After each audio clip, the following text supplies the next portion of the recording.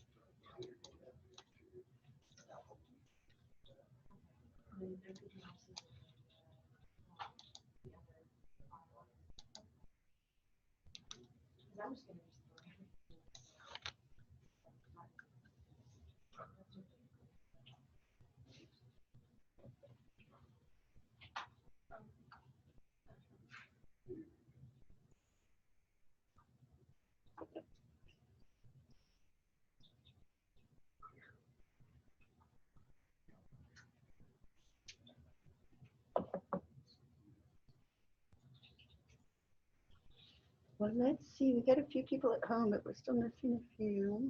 Not sure where they are. Let's do something really cool that they'll miss out on.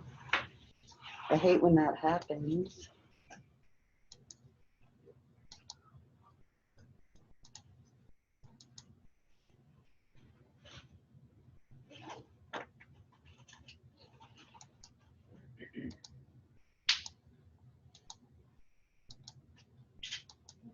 Some of these people will probably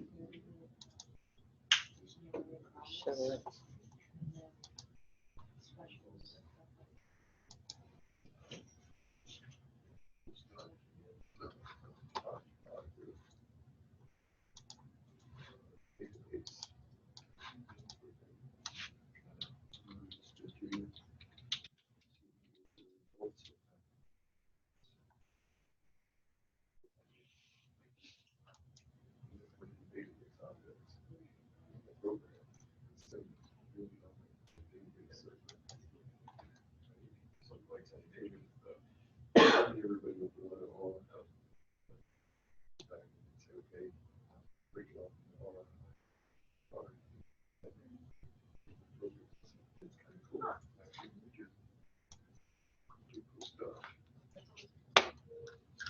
Multiple things to the database. Basically.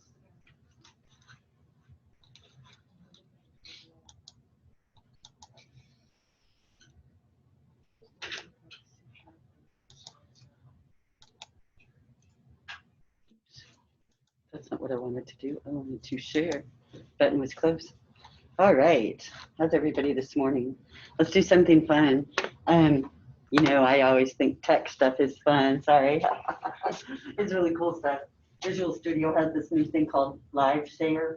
And if we install Visual Studio LiveShare, we can collaborate on code, meaning I can give you a URL and you can just enter my Visual Studio session and we can dynamically code the same thing at the same time. So let's take a look at it. So I searched for Visual Studio LiveShare, so I've got the site up. I'm going to play the video, the intro video, so we can see what we have to do to get it installed, and we'll see if we can get it to all work. I'm scrolling way down on this Visual Studio website, and I want, there it is, remote collaboration with Visual Studio LiveShare.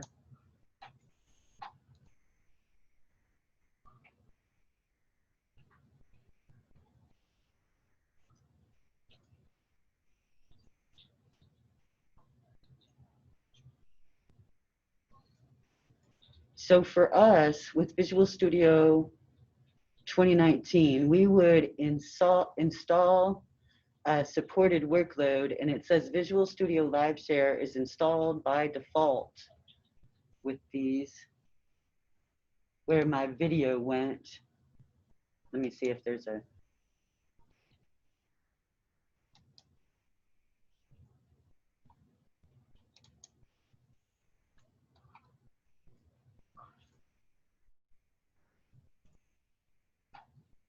so my problem is going to be how to sign in.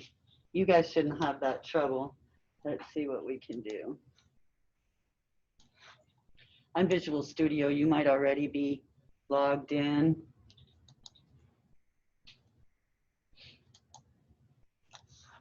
I went to the File menu, Account Settings, and you don't have to be signed in to use Visual Studio. A lot of times people, when they first log on, will go ahead and sign in automatically. I never do. So I'll have to sign in. And I'll use my OTC account.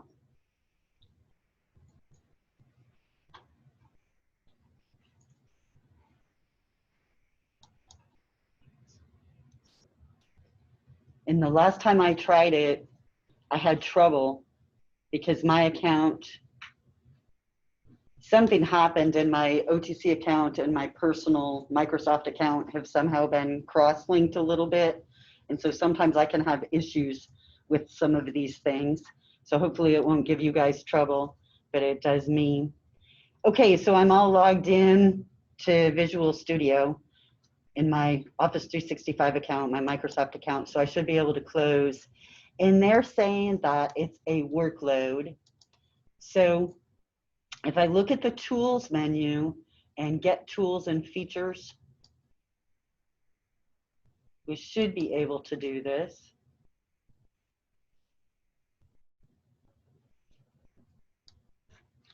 Did you get this? Okay, let's update it.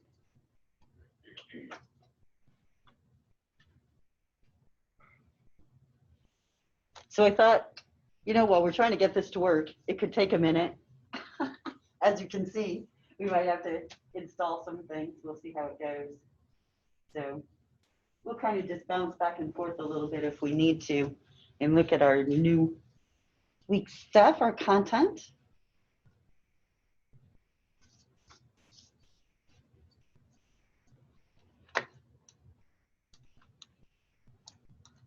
All right. Once the installer is updated, it displays for me the Visual Studio features, and it's clicked right now on the Workloads tab. I could add different kinds of things, but they say we just need to make sure that we have a supported workload installed. And ASP.NET and web development should be a supported workload. So is .NET.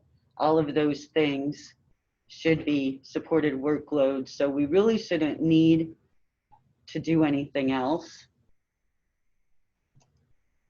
So I think we can close out of that if everybody looks like they've got a supported thing installed.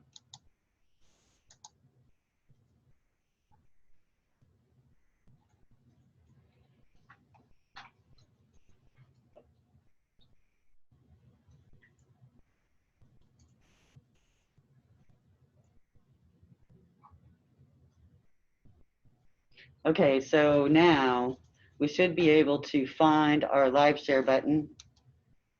Might have to restart Visual Studio or something. Is it that? No.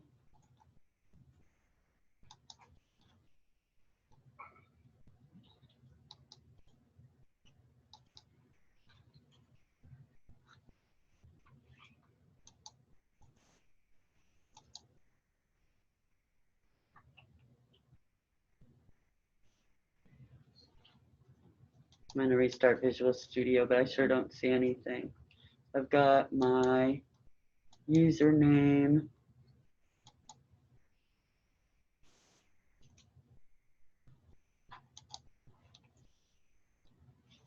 Do you guys have it? You should be right up here. Oops, you can't even see that part of my screen, sorry. So right up here by this icon that's got the person, there should be a new LiveShare button. I just think we're missing a step. If this install LiveShare thing, that's if you just type in live on the search bar. okay, up here. Yeah, that ought to do it. Let's install it. Okay, so it's an individual component. So I'm going to go back to tools, get tools and features.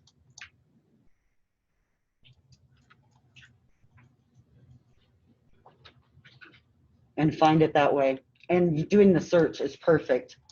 I just want to see where it is. So I should be able to find it under this individual components. LiveShare. And then I'm going to modify my installation by installing that feature.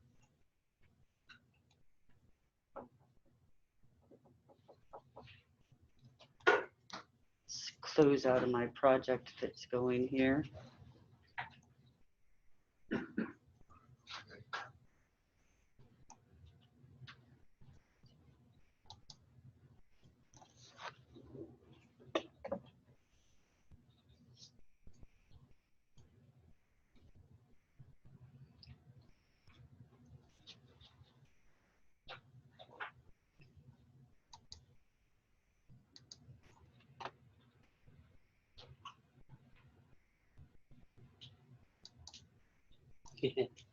Thanks, guys.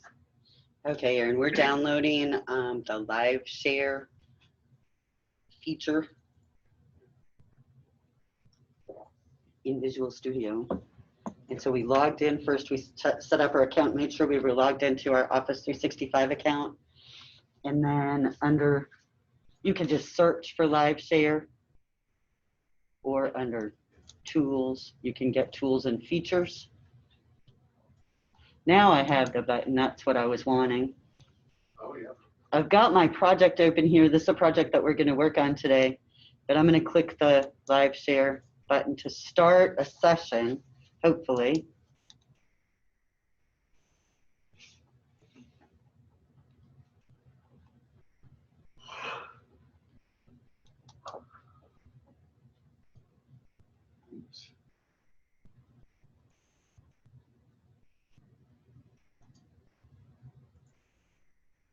Okay, so I'm going to try to allow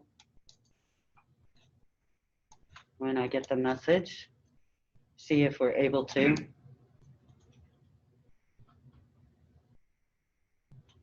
And here's the URL that you can use to join my session. So let me paste this. Oh. Copy invite link. I'm going to paste it in the chat.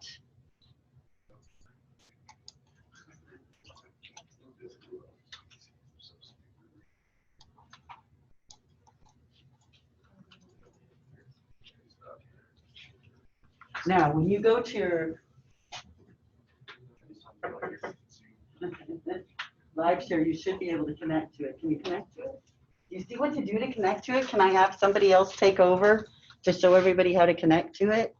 Because you don't all want to start a session, right? I started a session. Now other people can join my session. So let me quit sharing.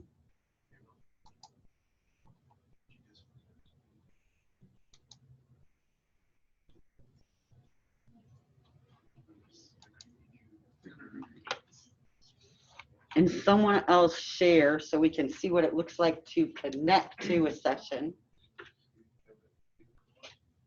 And it's okay if you don't know what you're doing, because none of us do. We're going to figure it out with you being our driving person, blazing the trail, leading. Come on, someone. Yep.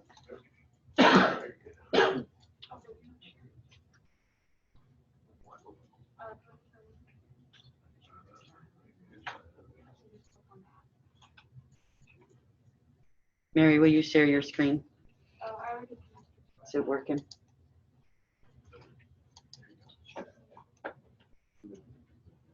Oh, Stuart pasted it.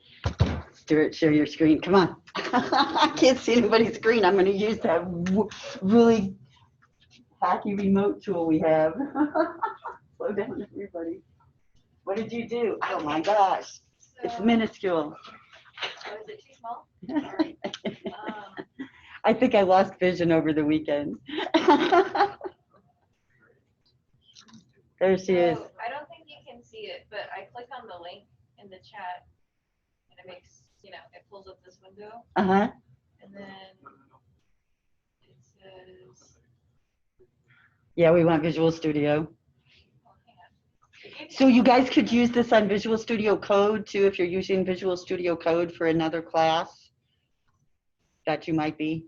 So it gives you a pop-up that says open in, it knows that we already have it installed, so please click this. It launches. And then,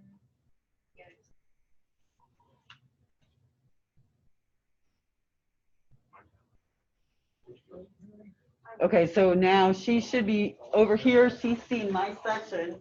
Oh, it already has 5 people in it. I have other people in it. You guys see it? Now you should be able to like see the stuff that I see on Visual Studio. It says there's a 5-participant limit, and the host needs to increase the guest limit settings. Ah, I'll figure out how to do that. I just can't believe it let me do it.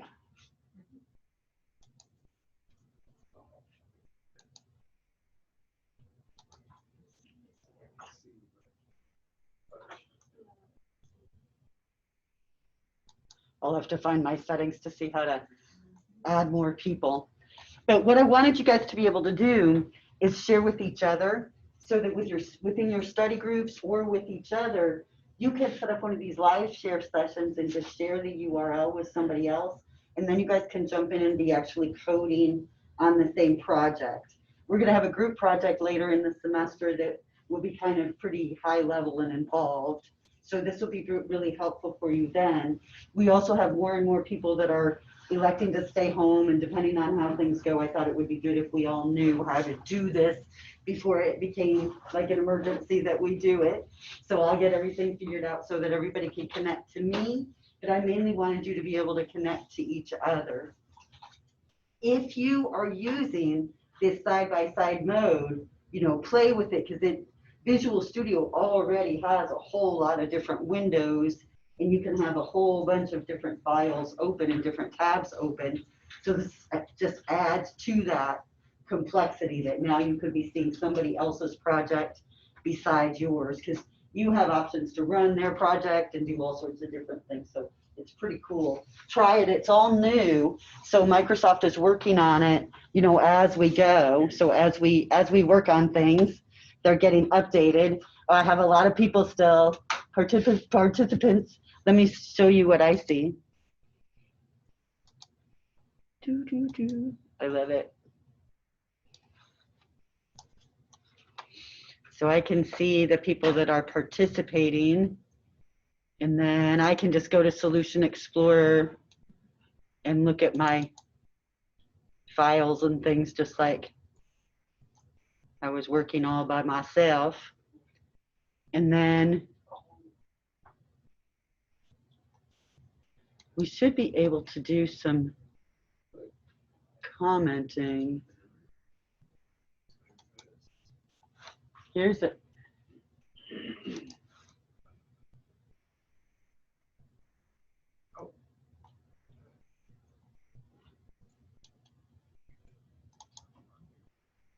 Well, we'll just see all sorts of great things that we can do as we go. Now, in this same mode of collaborative type setup, you know, a lot of our tools are moving this way, which is great for you guys, trying to give you that collaborative ability where you can multi-process and everybody update the document at the same time. We're using a collaborative notebook, a Google notebook for the Python class, the CIS120 class that's working really well because they can all update their Python code at the same time. So this kind of stuff is great. Well, because it's so great and everybody wants this collaborative type model, Replit has changed. And I always call it REPL. And I was watching videos this weekend and they were saying Replit. And I was like, oh no, I've been saying it my way. But anyways, they've changed everything over the weekend. It was very traumatic for me, as you know. I have a huge time investment in the activities for C#1 and C#2, mostly C#1. We still have one left, so we're gonna have to see how it works. What's happened is the classroom environment that I've used in Replit, where I can give you assignments and you guys get that feedback and know if you've got it correct or not right away before you go on. They're eliminating that entire classroom environment and they're not going to support it anymore. They said they have some sort of technical flaw in the way that they established that environment to start their basic framework. And so they feel like they can't support it anymore.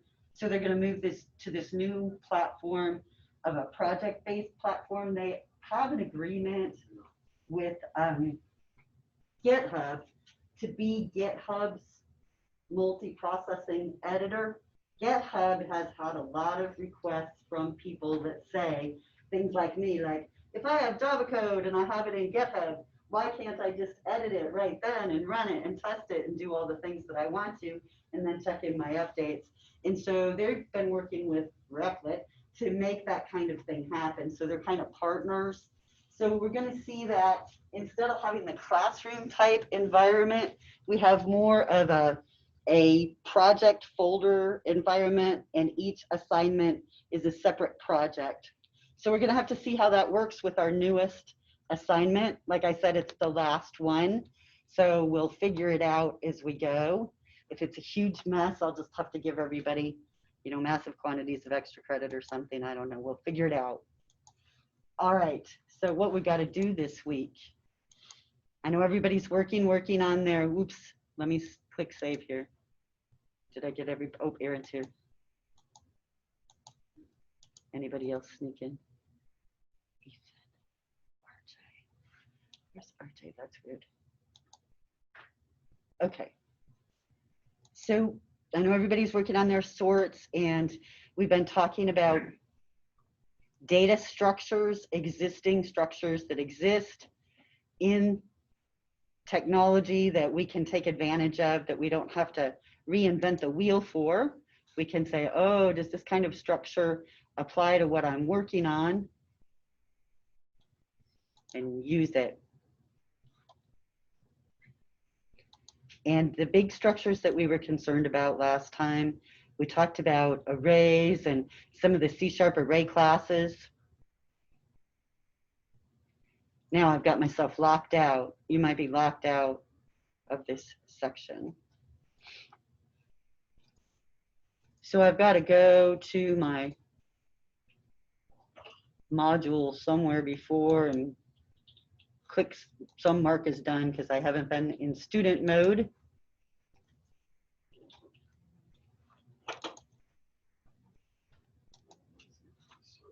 Get them all the little circles clicked.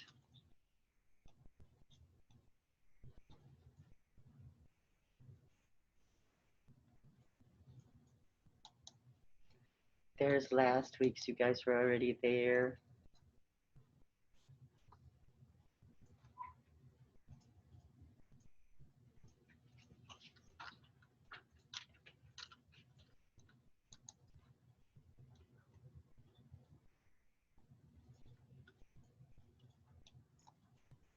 I got all of them. Not quite.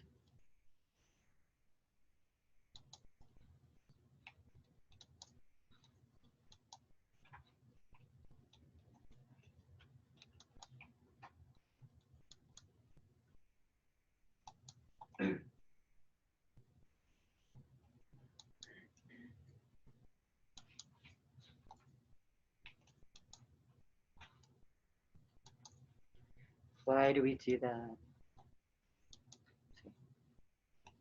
So you can say, you didn't watch that video? That's okay.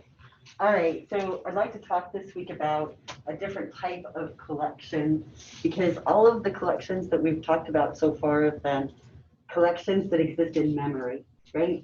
Arrays and lists and array lists and all these different types of classes, queues and stacks and things. And these are all temporary, transient type collections that exist in memory. And we need things that are permanent, right? As programmers, we have to start using sequential files, text files, and database files and things so that we can have data that's maintained, that's persistent, that stays there, that's still available to us when we come to do something the next time. So one of the areas that our textbook talks about is called LINQ. I'm going to bring up that chapter. So this is chapter 12. It looks beautiful, doesn't it? See the words? There's lots of words in it. There's some really, really big words, and we're going to try to break some of them down a little bit. But LINQ stands for Language Integrated Query. And Microsoft created this kind of sub-language to allow us to use the same syntax, the same keywords to get data out of all sorts of different types of storage locations. So text files or XML files or even arrays and things that are in memory. LINQ can process and handle these kinds of things and give us results back from any sort of collection, any sort of set of data. So let's see if we can start at the beginning of chapter 12. They're talking about using LINQ and using this language integrated query with objects, with our kinds of classes, the data types that we create. So anytime we're talking about a query, we're talking about a question. Like, I want to know how many red lights there are between here and there. That would be a query. Well, we can use LINQ to create queries to give us information back from any of these data stores. So there's some things they want us to remember before we start. Some programming constructs that are taken advantage of heavily when we're using LINQ. So I was trying to get that smartboard working so I could highlight and color code and things, but I don't know if I made it. In your notes, some code that you want to get highlighted for your notes. First of all, implicit typing. Each of these concepts are things that have been talked about or touched on a little bit in previous chapters, but we want to review. What's an implicit typing? What does that mean? That means that if I use the var keyword, I'm not declaring a specific data type for my variable. I'm telling C# to figure out what data type that is based on the initial assignment. Okay? So I would put that in some notes, say implicit typing. That's the var keyword. And when we're using LINQ, this language integrated query, sometimes we're forced to use the var keyword with our result set and things because we don't know, or it's not convenient for us to be concerned with what the actual data type is of that result set. So we can use that implicit typing.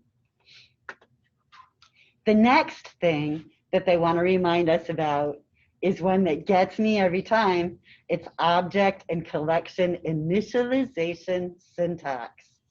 So a big bunch of words, but they're talking about this alternate syntax we can use. Sorry, this thing doesn't zoom in very well, as you can tell. I'm gonna try to go this way. It's like it makes the inside and the outside bigger. It always does that, but I think we can see the code well enough now. Up here is an example. I've got a list here. This list is going to be comprised of rectangle objects. It's going to be called my list of recs. That's its identifier, right? And then I start with this initialization syntax, where I have an open curly brace and a closing curly brace followed by a semicolon. Notice how unusual that is, right? I don't normally in C#. have a semicolon after a closing curly brace. But when I'm using initialization syntax, I will. So in my list, I have syntax to create 3 new rectangle objects to populate that list. And each of them specifies properties of those rectangle objects. Each of the rectangle objects are comprised of point objects.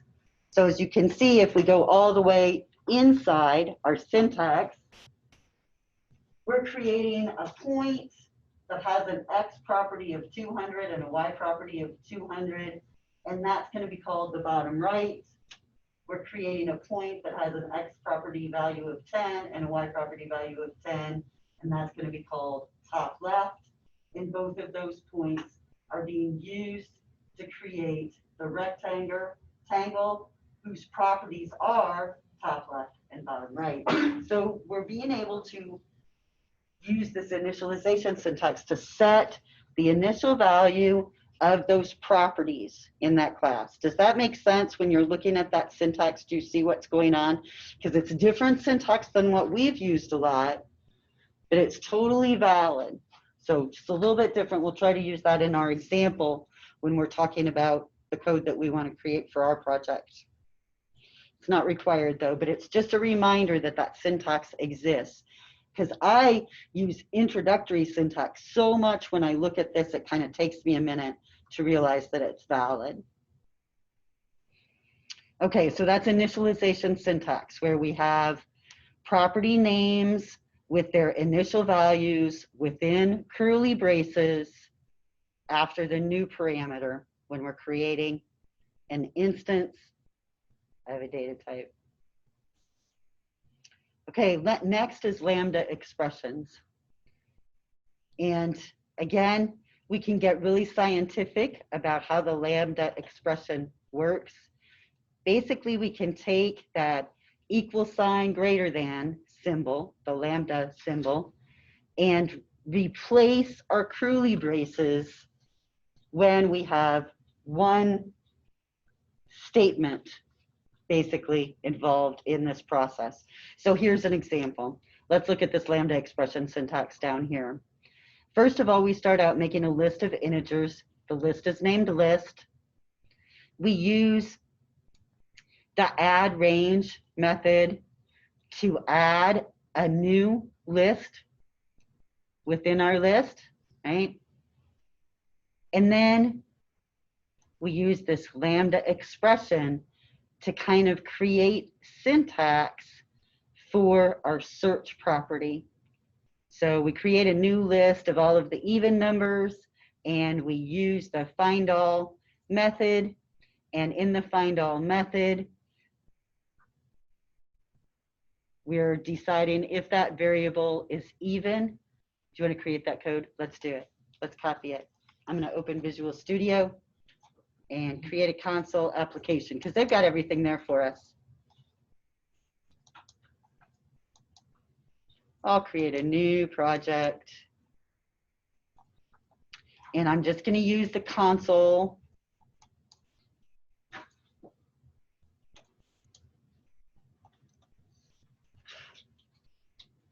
And I'll say this is chapter 12, Lambda expression.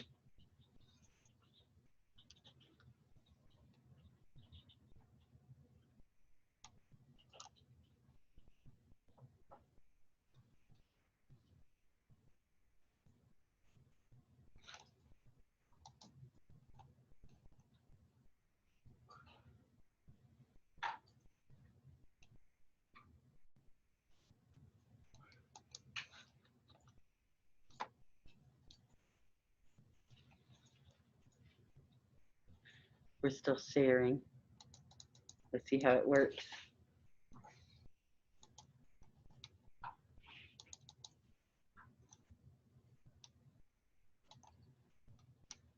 So I just want their code. I'm going to copy it if I can, and then I'll set it up here so you can see if we can get it.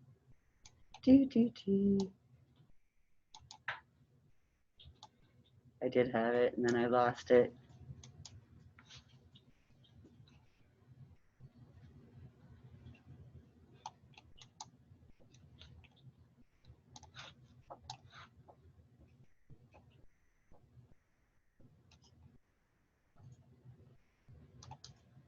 I should be able to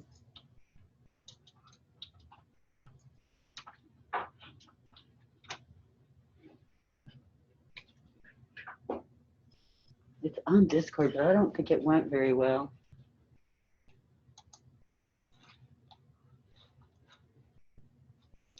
You guys can probably copy it from here. Let me see what I've got.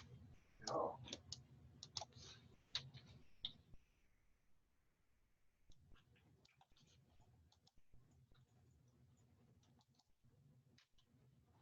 Okay, our method name, I did not copy. They want it to be this terrible name.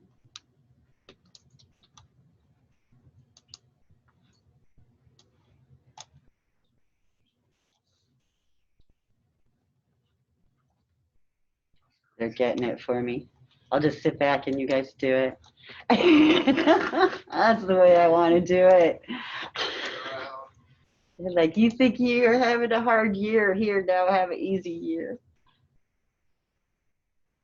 Okay, I need a opening curly brace.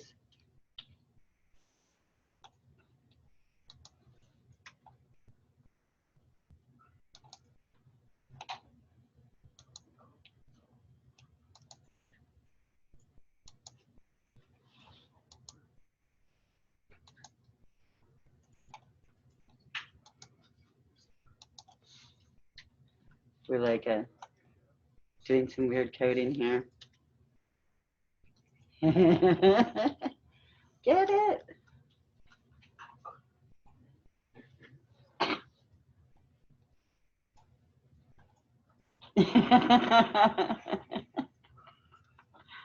I feel like I'm being robbed and pillaged. That's awesome, man.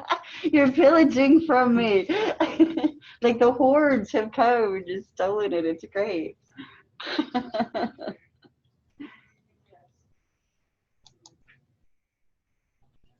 Why doesn't it like my list? What's wrong? List? It didn't copy that right. Haha.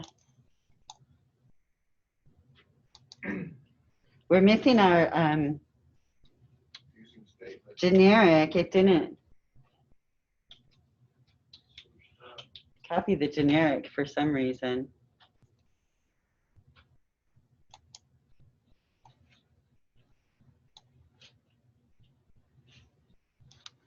New list int. There we go. Practice syntax.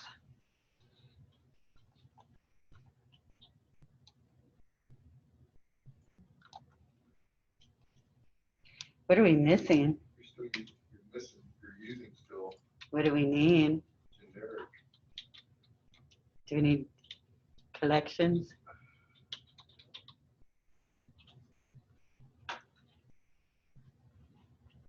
It's not generic. Does it want that too? Yeah.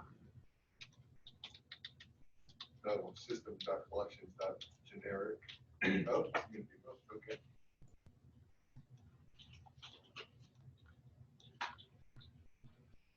Okay, and then down here where we're declaring another list, again, we don't have our data type specifier, our generic. It also is a list of integers.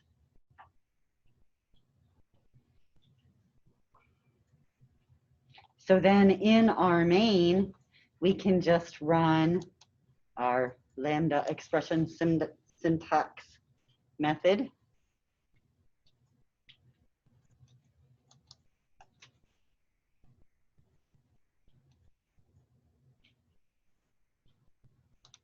I guess I don't.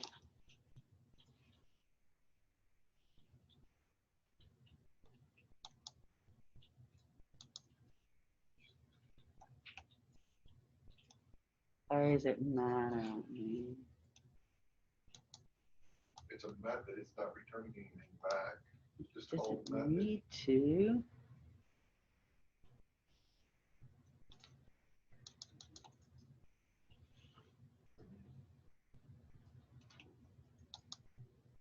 fixing it for me. I did. Just calling it. Just calling it. All right. If that's the way you want it, run it. I just won't even touch it. I don't like that. Run it for me. It's like a dream come true.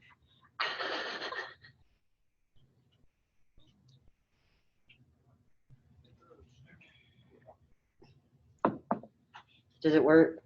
Can you tell? We should get some output because we do have those console statements, output statements in our method. I can do, what was it? Control F5, make that console window stay open. There it is. Here are your even numbers. So that's great. Let's run it with the debugger and see what's going on. So I'm going to start out, I think I'll set a breakpoint here where I create this list and run.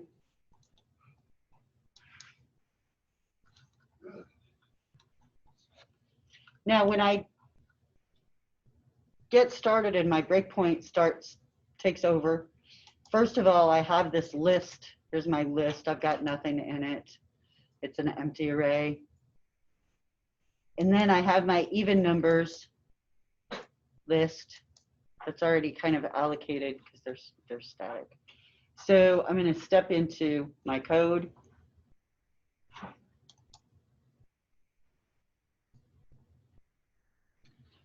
We're basically within this code creating an array of integers. When I look at that array of integers, it's created here by this new statement, and it has these values. What's the name of that array of integers in that statement? Does it have a name? No, it's anonymous. So whenever we're looking at anonymous objects, that's an example of one. So we're creating an array of integers, right? That integer array is going to be created in memory with these values, but it doesn't have a name, so it's anonymous. So that anonymous array object is going to be used by this add range method to add all of these items to our list. Okay. So if I execute that line of code, don't see any magic things happen because it all happened within that one line of code. But if I look at my list now, I should see that now I have those entries that we just added to our list. And now I'm going to go into the code. If you notice, we didn't really execute that line that has the find all, did we? We sort of jumped past it. And I'm like, what's going on here, debugger? We jumped past it. Well, that's because it's a LINQ query. And whenever we're running a LINQ query, it's not going to actually be executed until our results are touched. When somebody says, give me those results from that LINQ query, that's when that LINQ query goes out and runs. So we have to be concerned about that timing. That's something that we'll see a little bit more about in our textbook in this chapter.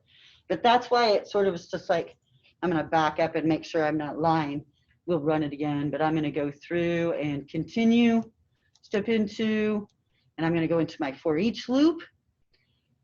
Now, my for each loop is the point where we're going to actually access this even numbers result set.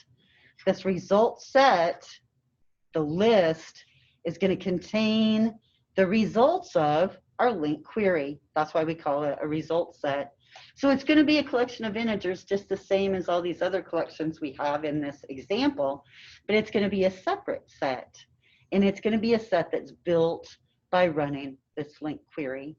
So as we go through our for each statement, we should see that as we look at our even numbers, we only see the integers that were evenly divisible by 2. So as our LINQ query was formed, it basically said, I want everything that meets the criteria where the item taken to the divisor of 2. What's that word now? I can't think. Modulus, thank you. Where I modulus 2 is 0, so that we're finding all of our even numbers. So we'll look at that a little bit more, but that's what's going on with that LINQ query. So it's kind of some special syntax. All right, so we can write it out. If we continue on, we'll see that for each loop executes, and each of those items in our even numbers list will get printed out. Okay, so that's a really good example because it just shows us how we can use this kind of LINQ query to get a subset of data, apply a formula to the data to return just a subset. Okay, I'm going to close this and look back at that text. So that's just a real simple example of a Lambda expression where our findAll method basically declared a variable named I and said if I mod 2 equals 0, return true. And so we were able to load up that information. We'll see a lot more about that. Now, an extension method is something that is just touched on briefly, but I can take a given object and add an extension method. This is the same as me inheriting from a class and adding new methods to my derived class, right? My child class adds additional methods, and now this child has these methods. Well, sometimes a class has been marked as final, or for some other reason it may not be inherited from. I can't use it as a parent, but I can actually create an extension method to add to that object. So here's our class here. We're creating a method called display defining assembly, and then we can add that method to all system objects is the example that they give us, so that now that method is always available to anything within our project or our solution as an extension of a system object. So take a look at those examples. They get into some really neat things. And then here, get a little bit more specific information about anonymous types, where I use and create a type like that array that I don't actually give a specific identifier or name to. So an anonymous type is just some sort of type or object that is comprised of another that I may not have given a name to.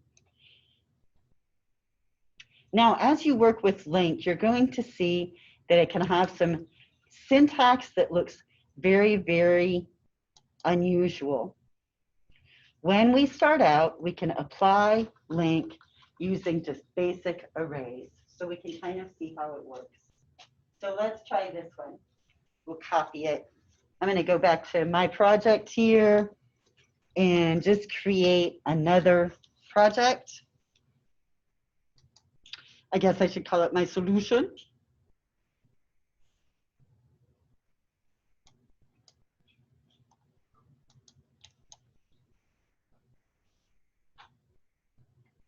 Add a new project, and I will call, this will be a console app.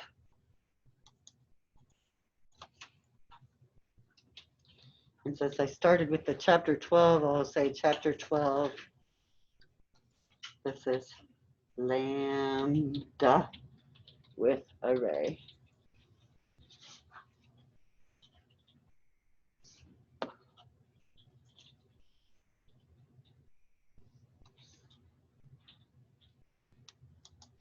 And in my program.cs, I'm going to rename it so that I don't have multiple of those. And I'll name it LINQ-array,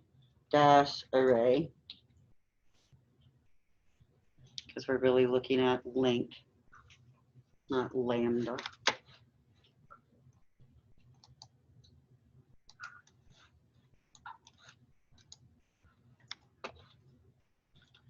So I want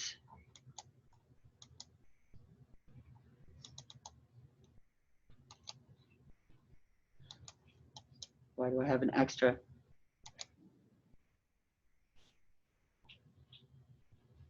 in my new class, my LINQ array class. Too many people helping here. I can tell. Does it not like my hyphen? Doesn't like it. I better make that an underscore, huh? I'll just get rid of it and make it a much cleaner name without a dash or a hyphen or an underscore, because special characters are bad and I shouldn't have those in the first place. All right, so when I'm working with a basic array, I could have a basic primitive array. Let's create one. They want us to create one.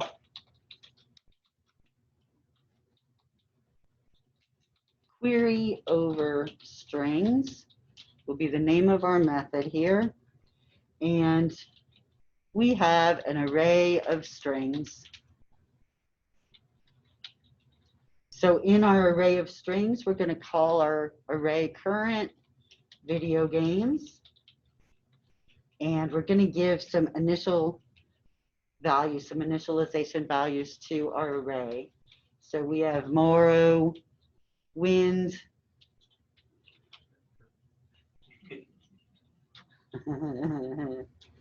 I'm going to go down, do some indenting. You guys can make it look pretty. Uncharted 2.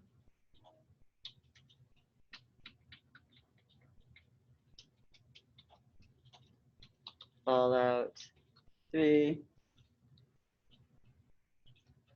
All of these names with numbers so far over.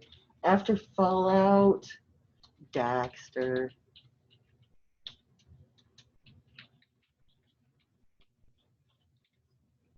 And System Shop 2.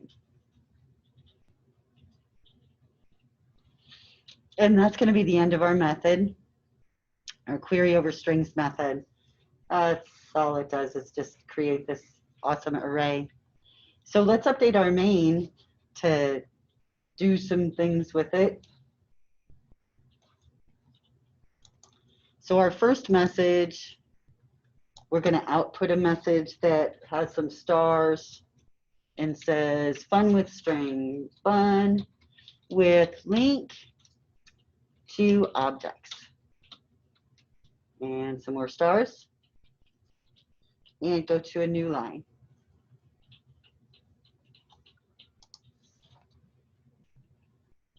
And then we're going to run our method, query over strings, and then they have a console.read line. We can put that in.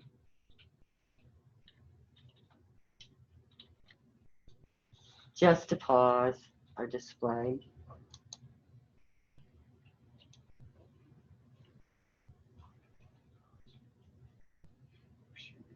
So if we run this right now, we're not going to get much, are we?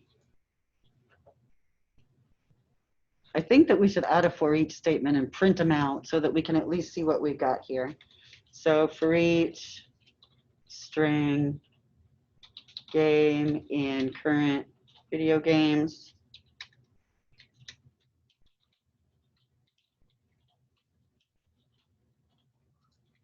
we'll just print out each of the games.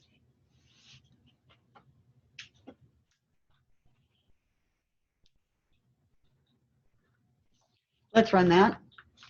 Make sure that that one's going to run. I'll switch up here and choose my Lambda with array and run it. Now because it's got the console.read, it's sitting there for me and I see all of my entries in my array. Everybody got all their entries printing out in their array. I see my code getting absconded. Take it, just take it.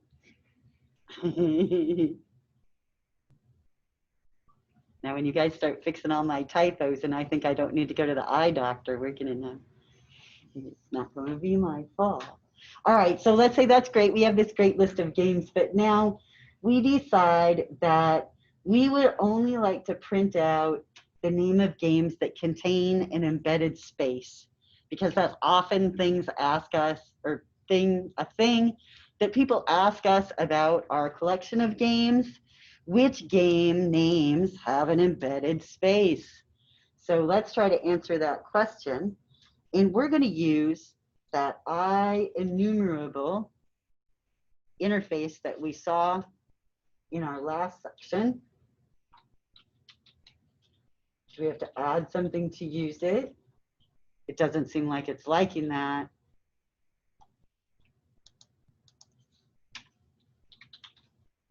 What do we need? Well, the best way to check is to do a quick Google search and see what kind of thing we need.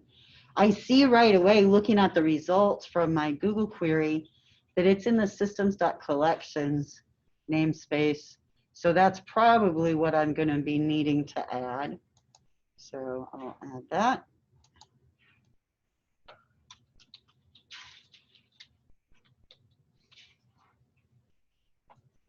And now my IEnumerable is something that's understandable.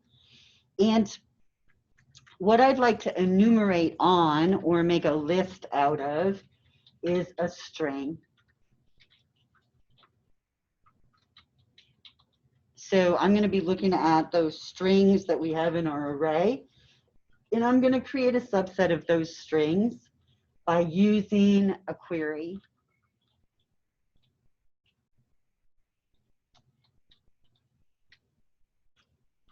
So I'm going to say that my query is going to be named G, and it's going to use the current video games collection as a source. So it's going to look in that collection. And then the thing that I would like to return from that query are the things where that item contains a space.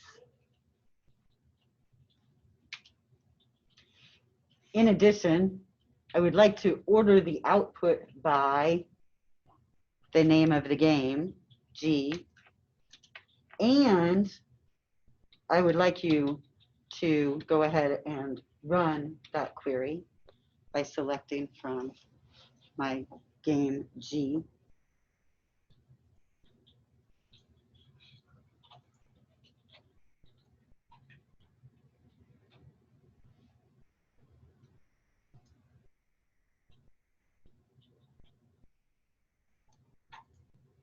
Now, what other using clauses do I need, do you think? It's giving me some clues there. System.LINQ.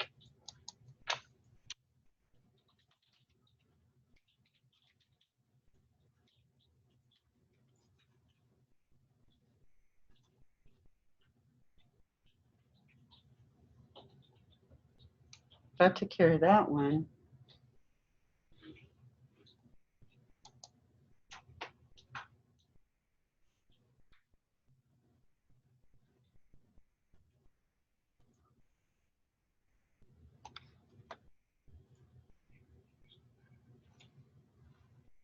I'm not seeing what's wrong with the IEnumerable specification, though. It's saying that it can't be used with the type. Uh-huh.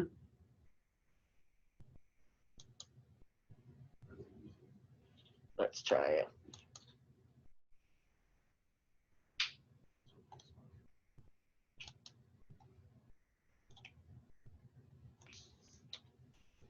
So the using system collections dot generic got rid of it, but then I have this weird error.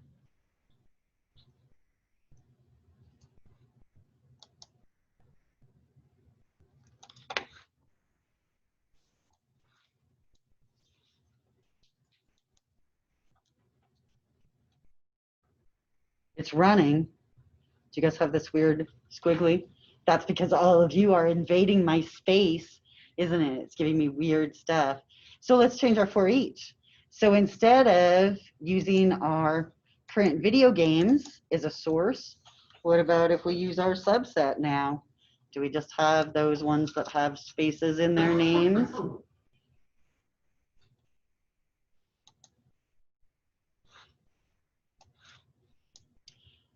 Yabby, we do. So now we have two different collections here.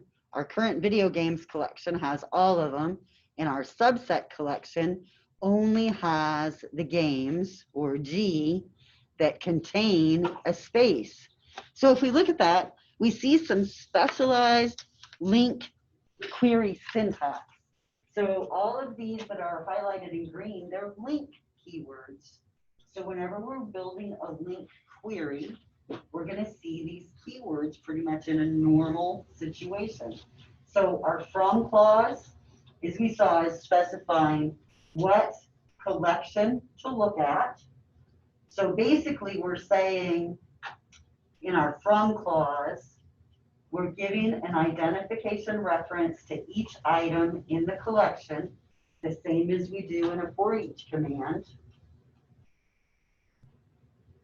Only here, we gave it the name G, and down here we gave it the name game. So our from clause gives each item a name and specifies the collection. Our where clause specifies the subset identifier we're looking for, what we want to match, our criteria. We can have an order by or not, and of course we could include a specification to make that descending if we wanted to. And then our select keyword is what makes the whole thing run to actually get the data back from the query, because we could get really, really complicated with our LINQ queries. So I could have a from clause that has from G, which is this collection, and H, which is this other collection, and I, which is this other collection, and then I could select individual items to get the different subsets back returned to me as I desire. So I can really control what happens with my LINQ query. So this shows us how to use a LINQ query to get data from an array. Questions about that?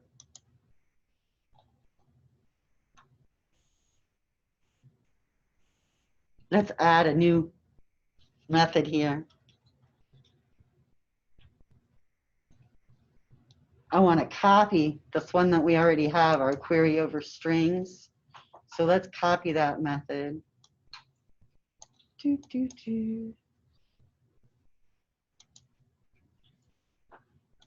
And paste it. And this one we're going to call query over strings with extension methods.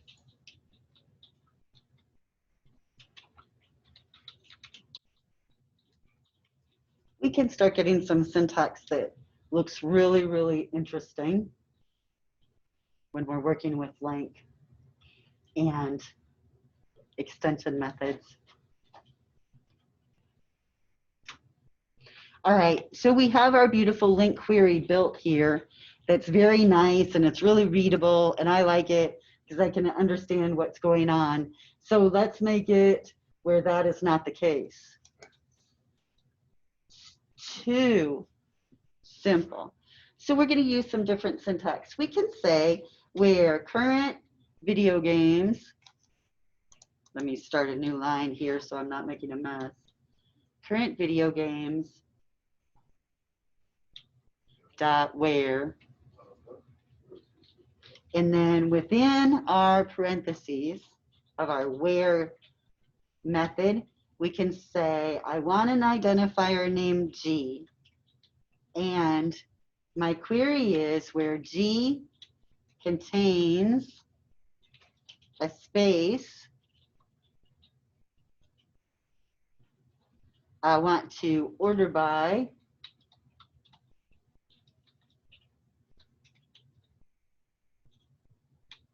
G.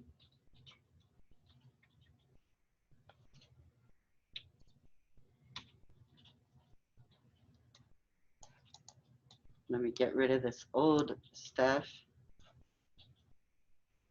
Put a T in there. You guys quit fixing my typos. All right, so do I have the same thing? I do. I have the same thing. Whoops, except for IntelliSense did some fixing for me there. There we go. So I've just shortened everything up, and I'm basically saying that I want to specify the subset should be developed from this collection where each of the items is referred to as G, and each of the items referred to as G contains a space, and I want that to be ordered by each of the items named G.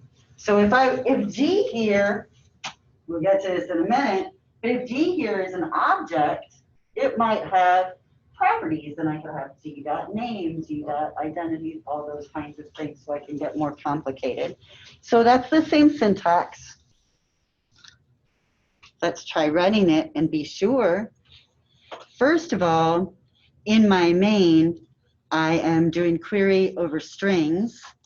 So I'm going to add another line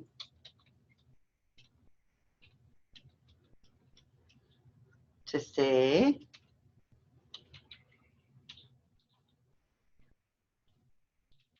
using extension methods,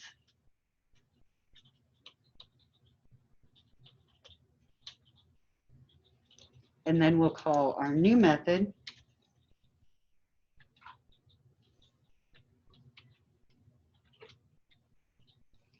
query over strings with extension methods.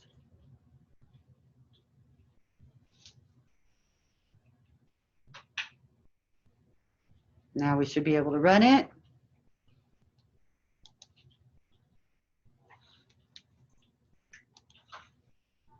And we should see the same thing out of both so that we know we're getting the same results.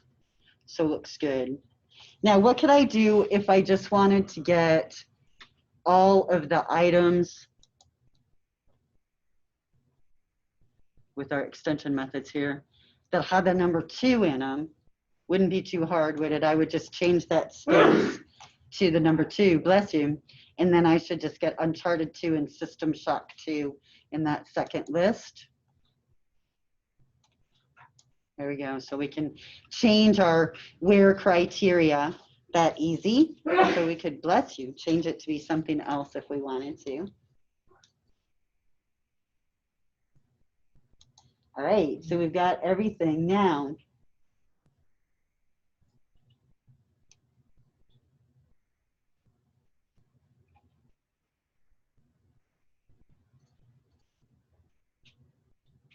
Whenever we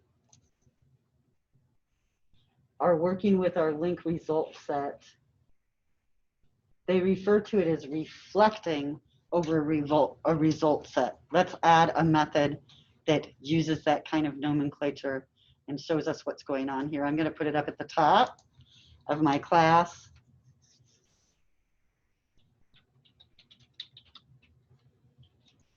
Reflecting over query results. Now, for this method, we're going to expect that a result set is passed to us. And in addition, we would like a string to be passed to us that contains the query type, oops, query type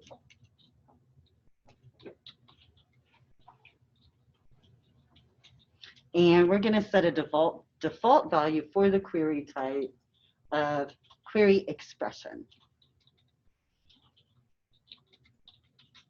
Expressions.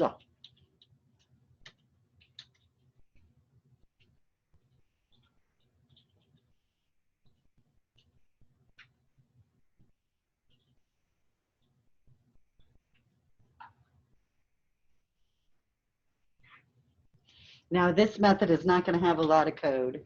We're going to have a couple of console.writeline statements. The first one, we're going to use the $sign to generate, let's see, 1, 2, 3, 4, 5 stars, info about your query using our query type variable.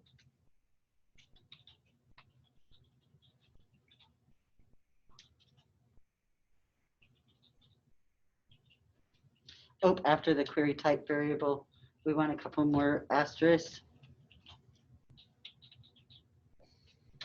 Then another console.writeline.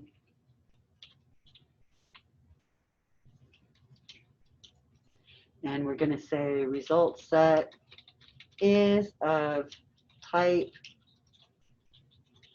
0. We'll use this old school parameter replacement to remind you guys how it works. Result set dot get type, because anytime we're working with a LINQ result set, we have a get type method available to us. And then we'll ask for the name. In addition, a little bit more data about our result set. Result set location.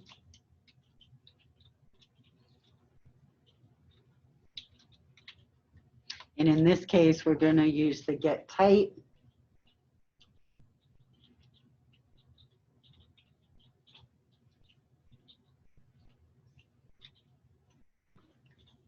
And we're going to get deep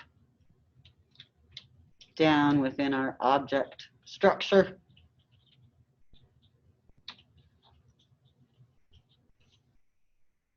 To see what our assembly's name is.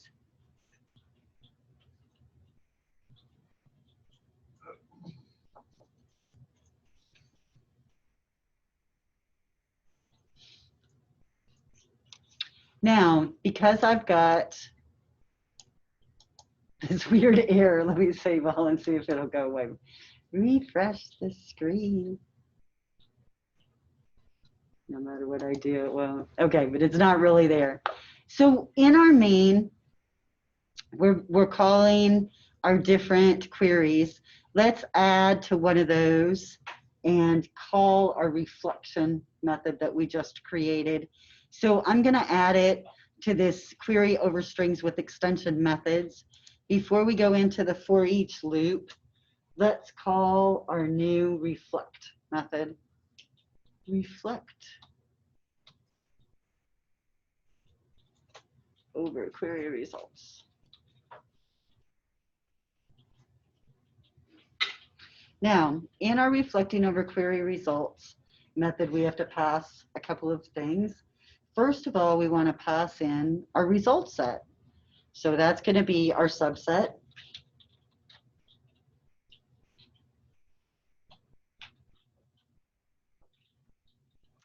And then let's see what they want us to use as our query expression.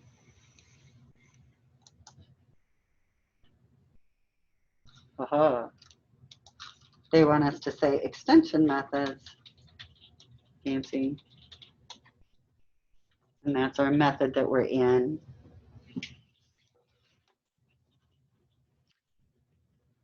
So we can add that same reflection call to our other query method before its for each statement.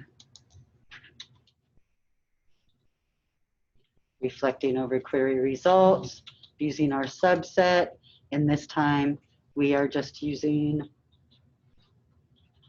our strings.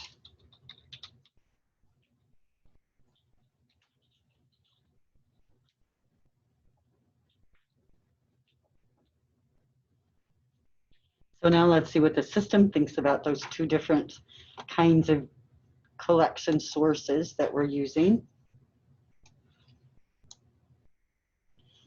First of all, for our query using strings, it's an ordered enumerable and an ordered enumerable.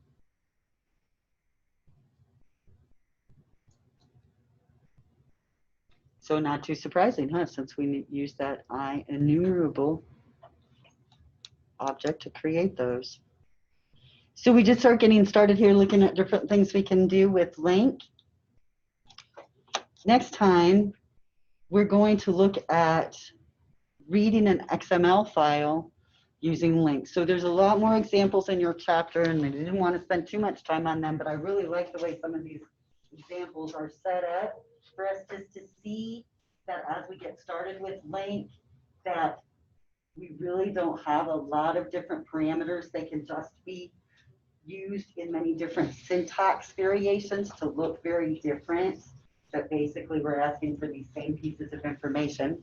So next time, we'll look at reading in an XML file and using LINQ to process through that XML data and updating it. And that'll go along with the assignment that you have for the week. So we'll just go with that.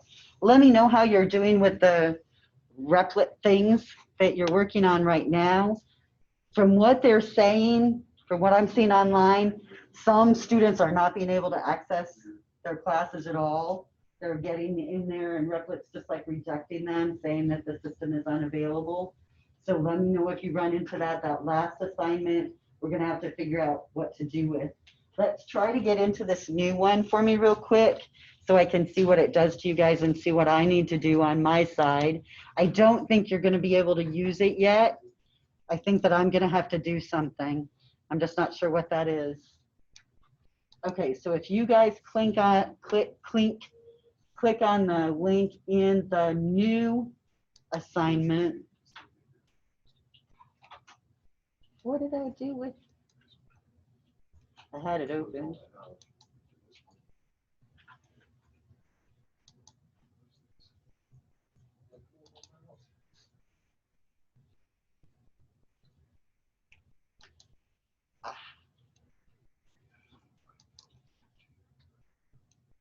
See, I had it open because it won't even let me. Silly Canvas, I've done something to it. Yep, can't get to Canvas anymore. I'll just have to go home.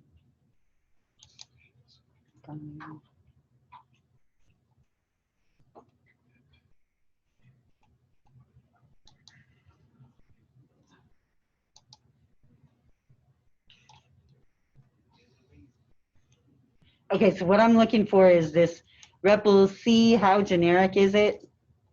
Click on that link for me, and I'm gonna release my share and see if one of you guys will grab it so I can see what it looks like on your end.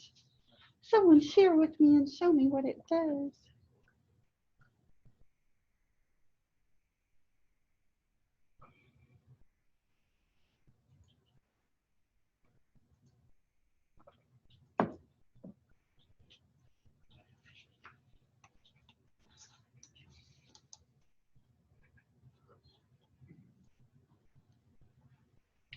Yay. Oh, it shows you something. Click on that first one, 1-1, create a generic class. Please. Thank you so much.